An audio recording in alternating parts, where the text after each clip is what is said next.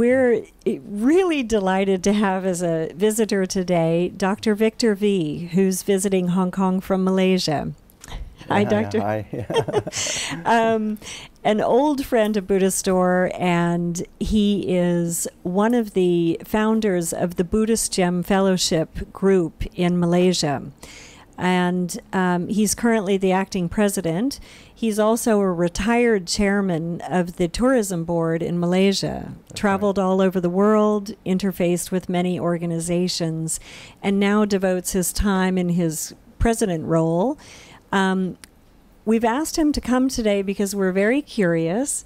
We'd like to know more about how you are teaching the community in Malaysia, which is dominantly an Islamic country, about how are you reaching the Buddhist communities there?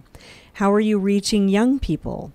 What kinds of programs are you offering to make contemporary Buddhism attractive to new generations of devotees? I think basically when we talk about promoting Buddhism within the country, within Malaysia, Buddhist Fellowship was first established in the 1980 in order to pull together the resources of graduates, local graduates in Malaysia. We noticed that in the 70s there were many people coming out from the universities, but they went on building a career, building a family, and the Buddhist organizations in Malaysia was not very well run. So you do need the input of talents, and this could only come from graduates. So we started as a Buddhist Graduate Fellowship, but later on in 1989 we registered ourselves as Buddhist Fellowship. Our motto is growing people, inspiring the future. When we talk about growing people, it means you need to build up competence. You need to ground people in the Buddha Dharma, as well as equip them with soft skills so that they can do effective work. And inspiring the future, this is the way that we build the future generation of Buddhists. Right. Yes. So not only must you be a Buddhist leader, but you must train other people in the system so that eventually you create more Dharma workers and Buddhist leaders. Now, did some of these young graduates, do they actually have Buddhist background in their families? Are they sort of, did they have some sort of inherited tradition? Or are these also university graduates coming out that were interested in learning more about Buddhism, who didn't have so much exposure? Well, many of the people who come from the Chinese background would basically have Chinese Buddhism as their religious heritage, but they do not know very much about Buddhism. So what we do is that we reach out to the university undergraduates, because when they're in the university, if within 3 years you can train a person into an engineer, you can train within 5-6 years a doctor, why could you not train somebody in Buddhism so that when he comes out from the university, he would be able to serve in whatever capacity to energize the Buddhist community. So we start running programs. In fact, this was done starting from 1980 onwards. 1980, 1981, where we run certain programs, bringing together the undergraduates, putting them through a course of Dharma and maybe some leadership. And we see that within the first 2 years, if they have a good grounding of Buddhism, by the time they come to the third year, they will already be thinking about what kind of roles they can play. So this is one way in which we try to bring about a renewal of Buddhist activities in Malaysia. And in reaching out to these young people, did you actually sort of give them Buddhist studies, or did you give them, what types of exercises did you have them do and activities to teach them all about the values of Buddha Dharma? Yes, within BGF itself, we have always been working with youth and also people in the 20s and 30s. We feel that people in this group, especially when they start working, they would have demands of city living, of their career, and yet there will be a small opportunity for them to use the time. This is like free time. So one of the things is people within these age groups want to have fellowship. So it is very important to bring them together so that they have fellowship amongst Buddhists. So we have this formula, which is RAFF. The first is relationship. You need to give the young people an opportunity to have relationship with one another, and normally it is they themselves, organizing activities among themselves. Second is there must be some feeling of action, that they must there is something for them to work towards. Right. Because having a relationship, having parties and all that, after a while it becomes quite dull, and then they move in different directions. So you need to give them various types of activities so that they see that they're actually contributing something positively to the lives of other people. And then it's followed with food and fun. Oh, okay. So RAFF, relationship, action, food and fun. So this is the basic formula on how you bring the youth together. Right. Yes. Well, I understand you've got a very popular course about on public speaking. Could you tell us a little bit about how long is the course, what do you do, and how do the young people get excited about that? Okay, this public speaking course actually started in 1986. 1986, because I actually saw that within the Buddhist community, the leaders, Buddhist leaders themselves, are not able to communicate effectively in public. And it is so important because they are there to make announcements, to encourage people to do things. So public speaking is one of the important tools that if you are a Buddhist leader that you need to have. So I started the program in 1986 on training Buddhist leaders. So we managed to get Buddhist leaders from the Klang Valley in order to put them through this course. But of course the course has now evolved and it has become a much better course. It is basically a 10-session course. Okay. And it helps a person to develop self-confidence. And in every one of this course, a person would have to give a speech, and we have mentors in order to give them immediate feedback on how they can improve themselves to be a public speaker. They learn how to do presentations, they learn how to do a persuasive speech, because there is a formula. If you want to inspire people to do something, there is a certain formula on how to present your speech so that it motivates, there's a call to action. We also teach people how to tell stories in such an engaging way, because this is a way in which how you can make the speech more attractive to people, and equip them with various skills, including impromptu speeches. So they go through this course, a 10-session course, and at the end of it, they will have what you call a graduation ceremony.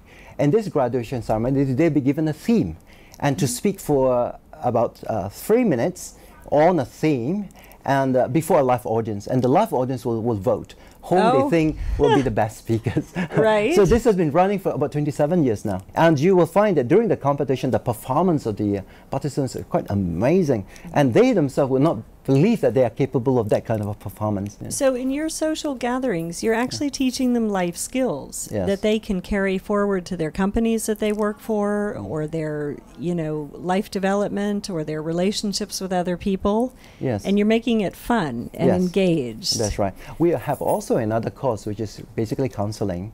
Right. And this started with one of our in Kova, which is a student camp that we ran for the undergraduates. We got into counselors to train them basic counseling skills. But after the camp is over, people say, why don't we establish a counseling unit? So we established a counseling unit that's running now for 21 years. And training on counseling skills have been given. They are the first part of the course and second part of the course. And this is open not only to Buddhists, but also to non-Buddhists. Right. Yeah, and so what types of matters do you train people to counsel? I mean, what areas do you counsel about? I think basic counseling skills, and on how to deal about their own emotions, and also on how to deal with other people. Right. And we also run a telephone counseling service. Is that like a hotline for people that would have emotional problems, That's right, or yeah. relationship breakups, or family issues? Yes. What types of callers do you get to the counseling Well, line? various types, but sometimes you see teenagers calling in because they have a breakup of relationships and they want somebody to talk to. Right. People facing business failures, so various types of calls. Yes. And what ages are the counselors? The counselors normally working people. Right. And we have also some people who have given much more time on counseling, and they tend to be in the 50s. Right. Right. So they are able to give some advice to maybe family issues. Right. I think, as I understand correctly, you also have a marital counseling class. Do Do you counsel young people before they're going to get married or consider marriage, what that's about? Right. This is a course that we run together with the Ministry of Family Development. And this is for people who are just about to get married, or if they're married for about 2 years, in order to kind of prepare them about, you know, when you get married, what are the things that you need to consider. For this course, the couple have to come. So it's not good enough for the wife to come, or the wife to be. No, they have to come the man has to come as well. Right. And this course is run together, you know, with the couples present. And this course, I think, has been very well received. Yes, and we run this course about 3 times a year. Yeah. Over the years, when you started originally with those graduates, now obviously they grew up a little bit more, and they probably got married and had some of their own children.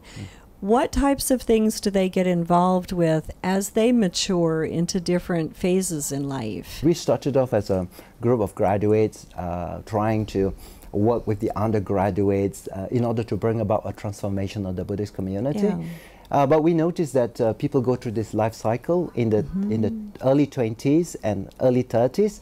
They would like fellowship to get together with people, but by the time they come to the 30s, they get married, and then they become less active in the Buddhist community. But when they have children, they would like the children to have some kind of Buddhist education. So we have moved beyond just dealing with undergraduates and recent graduates into running Dharma classes. We call it you know, Dharma for young people. We do not want to call them Dharma school, because, you know, it sounds a bit outmoded. Yeah, it sounds outmoded, and people say, kids will say, oh no, not another school, but Dharma for young people. We're in the process of reinventing, trying to come up with programs that would keep the students interested in the program. So the students will come on a fortnight basis where they get inputs from Dharma, but there's a lot of activities that they can also do. And what we're planning to do is on the other 2 fortnights, we will have various types of activities, like if they're keen on photography, there will be a photo club. And if they like speaking and drama, there will be speeches, places, you know, opportunities for them. If they like music, you have music classes. And all of these activities are actually built around Dharma. So this is the way that we see that we can move the Dharma for young people from you know, beyond the ages of 13 onwards. Because what we notice in Malaysia is that we do have Dharma classes, and they are normally young children. The parents want them to have Dharma, so they are almost like forced to go to this Dharma school. By the time they become 13, they think that, oh, we've got enough of, we know everything, we do not want any more Dharma. It is because these courses are run like school. And in order to make it interesting for young people, it becomes like a club for young people to come together, and you need to give them activities which they enjoy doing. Even the young kids, we have classes which we call them the jam kids. They even have cookery classes, how to make a muffin. And it's not only the girls, but the boys together on how to make a muffin and how to do handicrafts and things like that. So because it is interesting, students look forward to come to these classes. This becomes a very important group that if you look within the Buddhist community, this is really the missing generation. Young people are not going to temples, are not going to Buddhist you know, activities, including the recent graduates. Now, for the recent graduates, of course, we need to make you know, the approach to Buddhism more exciting, more to be like the in thing. And like in the case of Singapore, they have done rebranding. They have really make it you know, that it is really good to be Buddhist, and there's nothing about, because when people talk about Buddhism, they think, oh, maybe it is old-fashioned, it's something that my grandma would practice, but it's not really for me. But if we can present Buddhism in an interesting, to show that Buddhism is contemporary, it can enrich your life, and it is the in thing to be a Buddhist. You have educated people, even professionals, becoming Buddhists. So this is changing the image of Buddhism in Singapore. In the BGF, we're doing the same thing as well. So you're actually making religion popular again. That's right. I mean, as young generations today seem to be falling out of favor with religious labels or religious activities, it sounds like you're putting a contemporary spin on it to make it something acceptable, something they don't mind saying that they're Buddhist, and making religion fun again. Yes, that's true. And of course, as you know, that in BGF itself, we have a few musical groups. Oh yes, so music is a wonderful way of reaching into the hearts of people. Right. And it's a wonderful way of transmitting a message.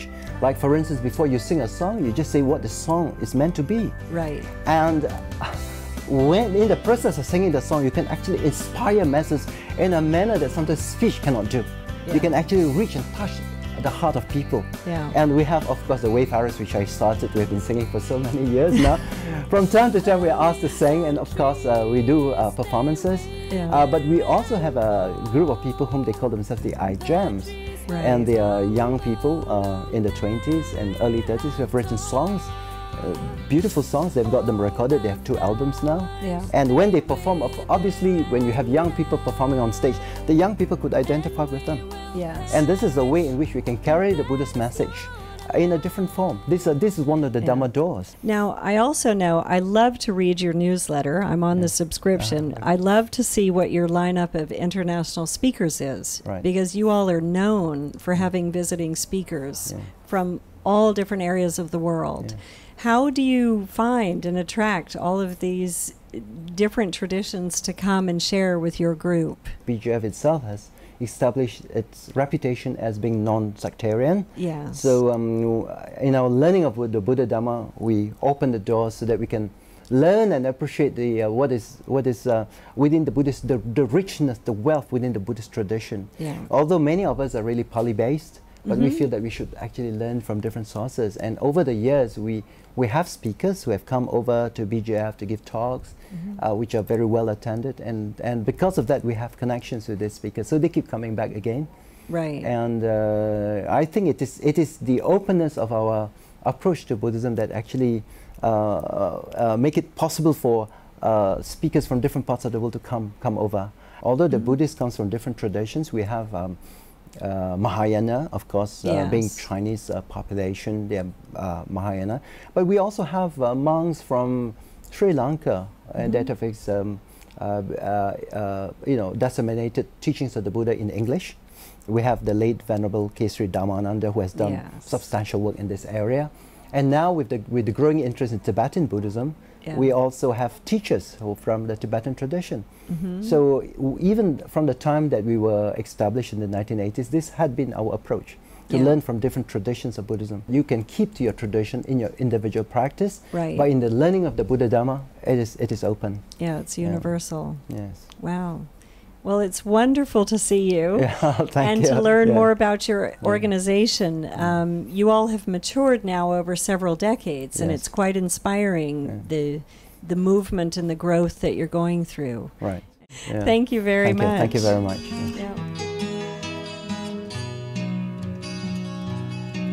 Single lively boys and maidens, your hymn of praise today. 'Tis right that children's voices should blend in sweetest lay.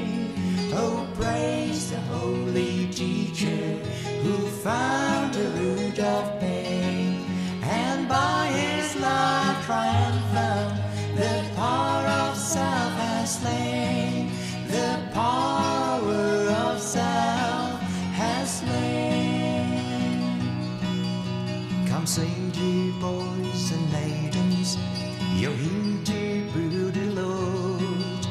It was for all his children, his wisdom he outpoured. Sing praises of the Master who found the holy way, which we will safely follow.